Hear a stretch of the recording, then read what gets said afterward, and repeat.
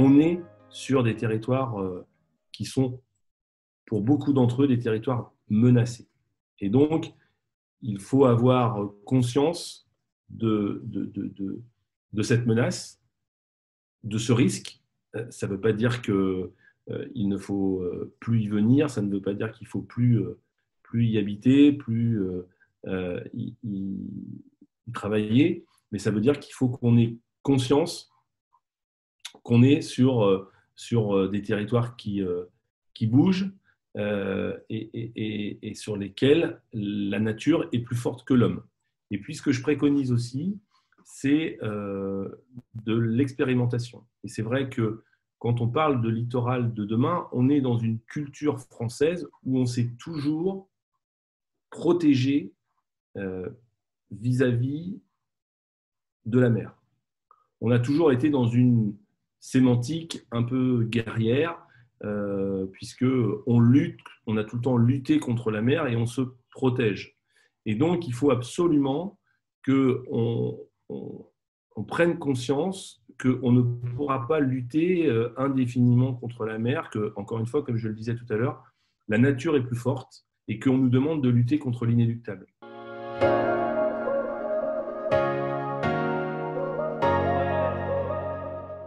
Moi, je propose de lever un certain nombre de verrous aujourd'hui, pas de les lever au niveau national, mais de les lever lorsque certains territoires, et certains le sont, prêts à le faire.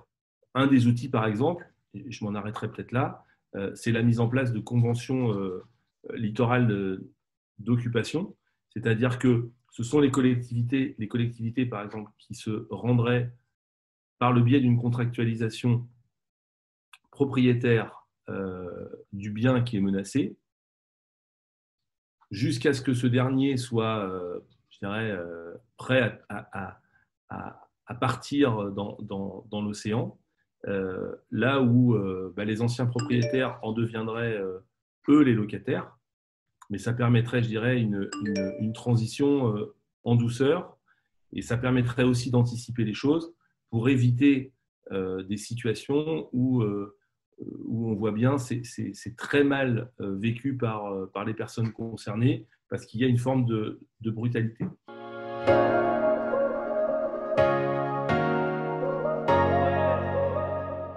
Sur la base de l'expérimentation, on substitue la protection à la relocalisation. Parce que la relocalisation, pardon, on en parle, mais aujourd'hui, de manière très concrète, elle n'est pas mise en œuvre en France. Ou alors, elle l'est de manière très, très ponctuelle, parce qu'on n'a pas pu faire autrement, parce que l'urgence a nécessité que on reloge des gens, parce que leur maison allait tomber dans vraiment manière très, très rapide, allait partir dans la mer. Donc, moi, ce que je propose, c'est que vraiment, il y a des endroits en France, je pense, par exemple, dans le département de la Manche, où j'ai pu me rendre, ou par exemple sur l'île d'Oléron, où je me suis aussi rendu, ou en Martinique, sur le site du Prêcheur, par exemple, des territoires sont prêts. Donc, passons de la protection à la relocalisation.